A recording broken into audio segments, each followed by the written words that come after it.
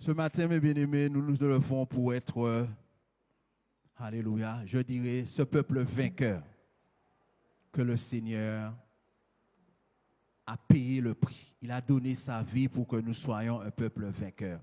Avec le Seigneur, ce n'est pas le commencement. Ce commencement est important, mais ce n'est pas le plus important. Avec le Seigneur, c'est l'arrivée qui l'intéresse. Parce que beaucoup commencent et peu arrivent jusqu'au bout. Alléluia. Ils s'arrêtent en chemin parce qu'ils regardent à eux. Mais je vous dis, mes bien-aimés, le Seigneur, la seule chose qu'il nous demande, c'est prendre le départ. Donne-moi la main, prends le départ, et c'est moi, le Seigneur, qui va vous amener à l'arrivée. Si vous dites que je vais arriver moi par moi-même, c'est perdu d'avance. Parce que celui qui connaît le chemin et celui qui tient là-bas, celui qui est le capitaine, qui est au volant, c'est le Seigneur Jésus. Si c'est nous, nous allons faire des accidents et nous n'allons pas arriver. Amen. Le Seigneur nous donne ce matin à prendre conscience à chaque jeune. Je vais parler plus pour les jeunes en ce matin. Je n'oublie pas les moins jeunes, mais ce matin, ce sera pour les jeunes. Et le titre, c'est « Dieu a donné aux jeunes gens des visions ». Alléluia. Vous savez, dans le Seigneur, dans les choses de Dieu, il y a de l'ordre.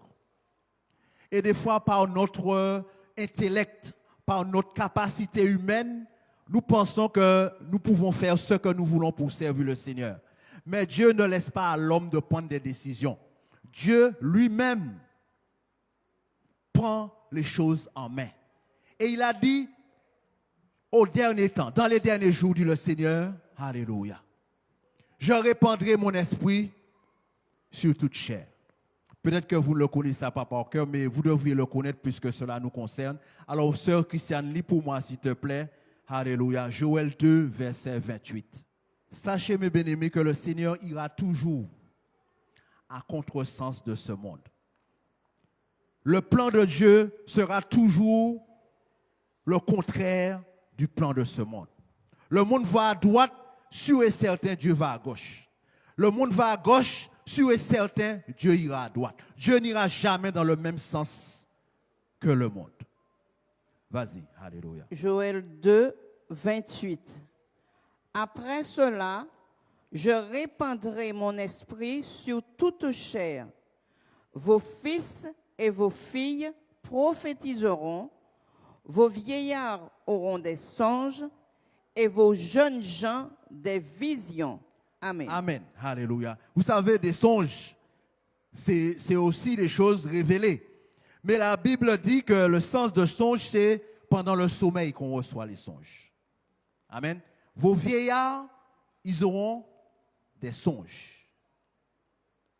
Parce que Dieu estime qu'à cet âge-là, ce n'est pas cette génération de vieillards qu'il va envoyer conquérir la faim. Amen. La Bible dit que vos vieillards auront des songes. Ils auront la révélation de choses que je vais faire pendant leur sommeil parce que je veux qu'ils se reposent, je veux qu'ils attendent. Mais vos jeunes gens, aux jeunes gens, je leur donnerai des visions. Je leur donnerai des visions. Je vais leur révéler mon projet, mon plan et je vais les amener à rentrer dedans. Alléluia. Vous savez, mes bien-aimés, nous sommes dans le contraire de ce que nous vivons dans ce monde. Pour le monde, la jeune génération est, pardonnez-moi l'expression, est foutue. Pour le monde, nous entendons ça tous les jours par rapport à ce qui se fait. Nous entendons toutes sortes de meurtres, toutes sortes de choses, toutes sortes dans les, je dirais, dans la drogue, dans le sexe, dans toutes les choses que nous entendons, c'est les jeunes sont accusés. Les jeunes. Alléluia. Cette nouvelle génération, on dit, si l'ancienne génération était encore là, nous aurions eu un avenir, mais avec cette génération, c'est fini. Parce qu'avec Internet, avec les réseaux, tout est fini. Mais je vous dis, mes bien-aimés, ça c'est l'homme qui parle. Ça c'est les hommes, les êtres humains. Mais ce n'est pas ce qui est dit dans le ciel. Dans le ciel, ce n'est pas ce qui est prêché. Ce n'est pas ce qui est annoncé dans le ciel. Et nous allons voir ce matin ce qui est annoncé dans le ciel. Alléluia. Ce qui est annoncé. Et nous, les chrétiens, nous devons nous repentir en ce matin parce que nous nous sommes laissés entraîner par le monde. Nous sommes entrés dans ces choses à dire les mêmes choses. Cette jeune génération est vraiment partie tête en bas pour rester gentille. Parce que plus souvent, ce n'est pas ça nous qu'a dit. Alléluia. Ils ont perdu tout sens. Ils ont plus de respect pour les vieux. Ils ont aucun repère. Ils sont perdus, ils sont ballottés à droite et à gauche. C'est ce que disent les hommes.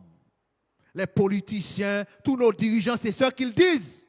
Les autorités, c'est ce qu'ils disent. Mais je vais vous montrer à travers la Bible, ce n'est pas ce qui sort dans la bouche de Dieu. Alléluia. Ce n'est pas ce qui sort dans la bouche de Dieu. Et souvent, mes bien-aimés, nos attitudes envers les jeunes sont vraiment, je dirais, alléluia, abominables devant Dieu.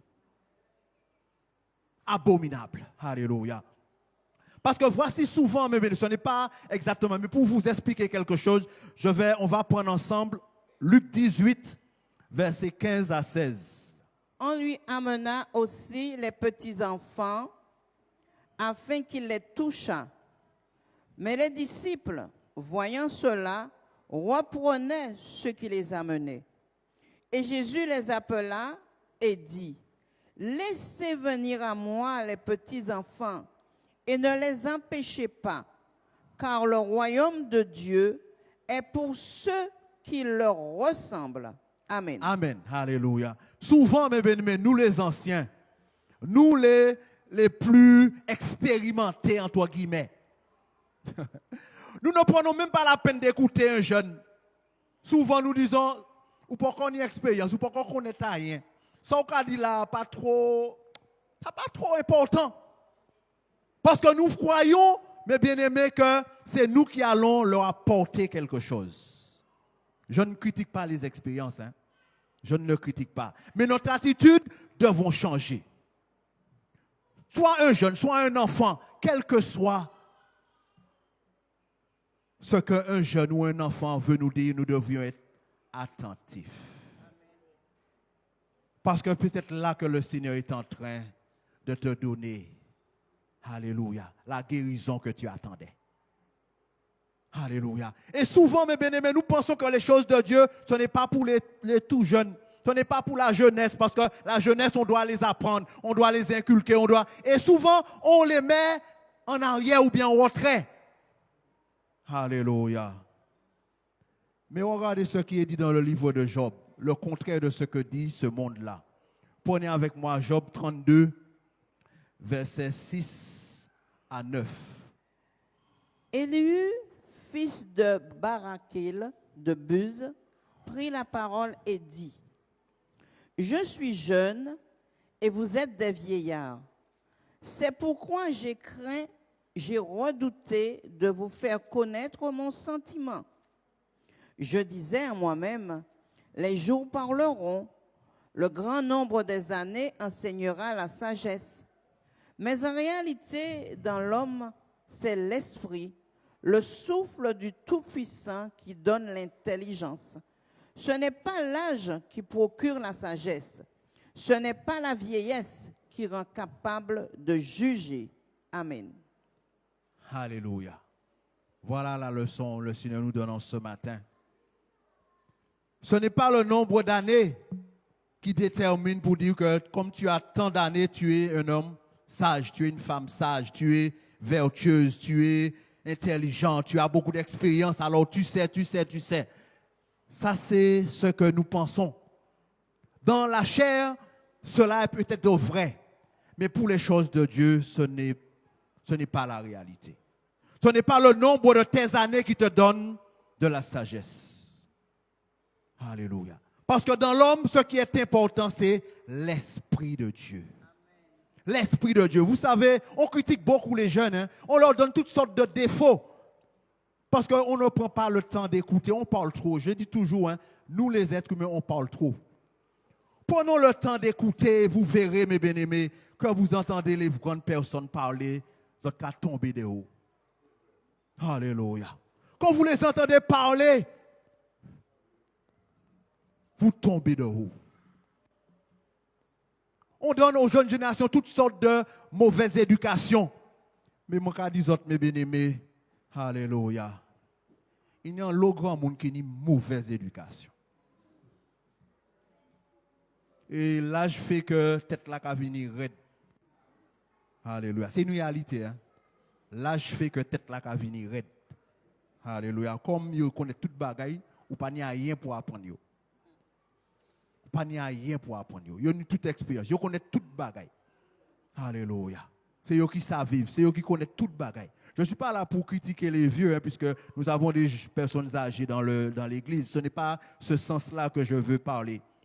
Je veux dire, mes bien-aimés, que les jeunes et les vieux doivent avoir du respect mutuellement. Alléluia. Ce n'est pas les jeunes qui doivent respecter seulement les vieux, les personnes âgées, il faut être très prudent. Les personnes âgées aussi doivent avoir du respect pour les jeunes. De la même manière, tu ne veux pas qu'on te parle n'importe comment. Ne t'adresse pas à un jeune n'importe comment.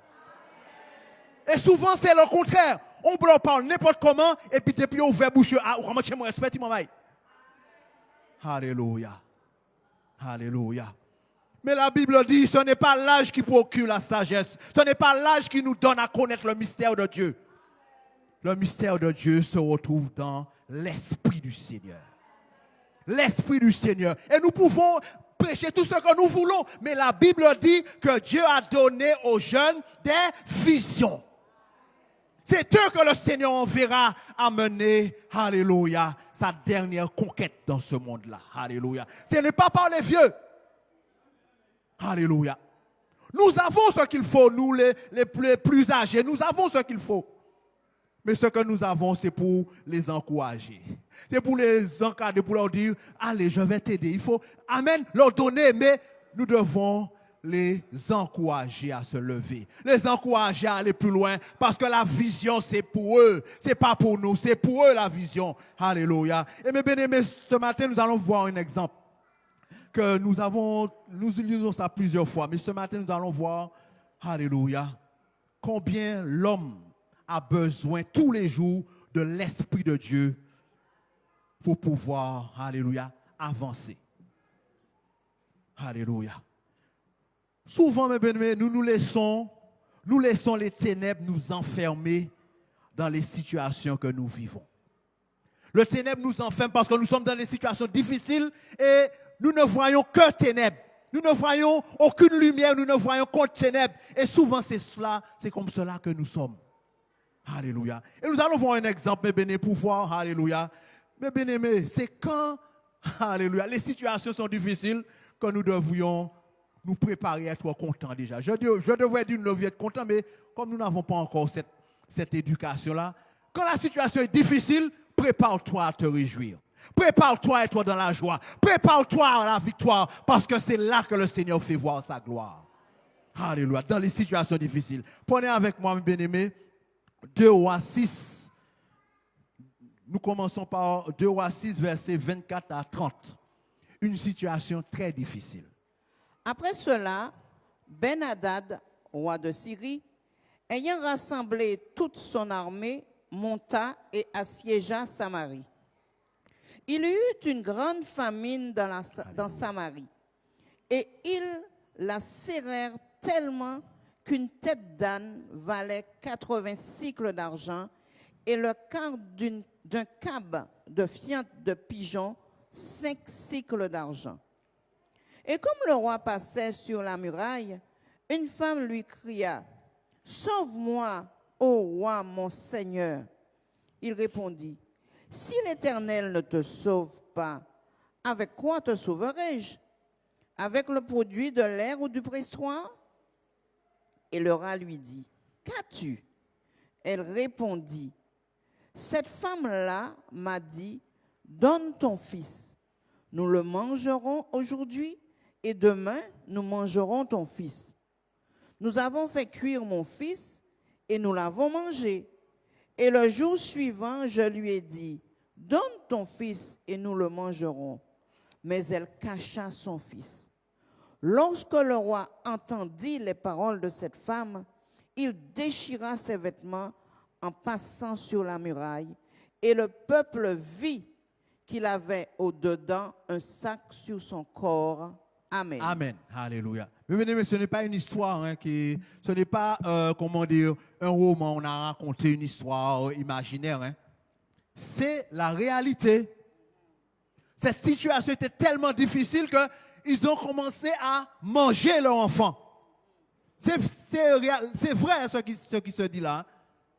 C'est pour vous montrer, mes bien-aimés, on n'est pas encore arrivé à ce stade-là, puisque vous voyez bien les pays où il y a le tiers-monde, même si l'enfant est tout maigre, les parents ne le mangent pas. Amen. Lorsque nous voyons à la télé, nous voyons bien que les enfants meurent de faim, les enfants sont vraiment, je dirais, dans toutes sortes d'états, mais on n'est pas encore arrivé à un point où nous voyons des parents manger leurs enfants. Là, c'est ça, dans cette situation difficile où vraiment, mes bien-aimés, il n'y a aucun espoir. Pas d'espoir. Alléluia. Alléluia. Mais Dieu est vraiment, je dirais, pardon Seigneur, mais Dieu est vraiment bizarre. Dieu est vraiment bizarre. Dans cette situation de désespérance où vraiment on n'attend plus rien, regardez ce que Dieu vient dire, Dieu donne à dire. Prenez, vous restez là dans le livre des rois, 2 rois 7, verset 1-2. Regardez ce que Dieu dit. 2 rois 7, 1-2. Élisée dit, écoutez la parole de l'Éternel. Ainsi parle l'Éternel. Demain, à 7 heures, on aura une mesure de fleur de farine pour 1 sicle et 2 mesures d'orge pour 1 sicle à la porte de Samarie. L'officier sur la main duquel s'appuyait le roi répondit à l'homme de Dieu. Quand l'Éternel ferait des fenêtres au ciel, Amen. Pareille chose arriverait-elle? Et Élisée lui dit, tu le verras de tes yeux, mais tu n'en mangeras point. Amen. Alléluia. Amen. Mes bien-aimés, je ne demande pardon au Seigneur, mais j'aurais été dans le cas de cet homme-là, j'aurais dit pareil. J'aurais dit la même chose. Vous imaginez dans cette situation, regardez mes amis, ce n'est même pas la même chose, mais regardez de ce qui se passe dans notre pays, la Martinique. Regardez ce qui se passe tous les jours, on entend fusil, meurtre, on entend toutes sortes de choses. Et un homme de Dieu se lève pour vous dire, aujourd'hui dimanche, il vous dit lundi. Lundi, il ne dit même pas le Seigneur va, il dit demain. Demain, tout ça va s'arrêter. Mais bien aimés, soyons sincères, combien de monde qui croit que ça vrai?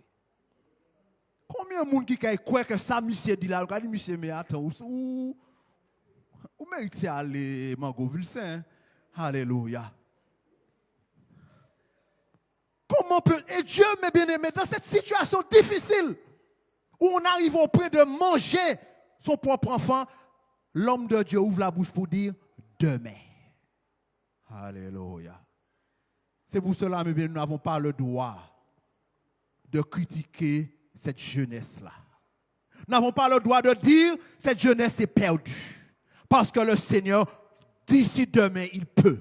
Amen. Alléluia. Notre Dieu, celui-là que nous servons, il peut en un clin d'œil changer ce que nous sommes en train de voir. Alléluia. Et le serviteur du roi ne pouvait pas comprendre cela. Parce qu'il ne connaissait pas l'Éternel. Il ne connaissait pas. Mais nous qui disons nous connaissons Dieu, nous n'avons pas le droit de dire c'est fini pour cette génération. Tête yo parti, yo dans les ténèbres. Que les choses iront de pire en pire. Je sais que beaucoup l'ont dit. Je sais.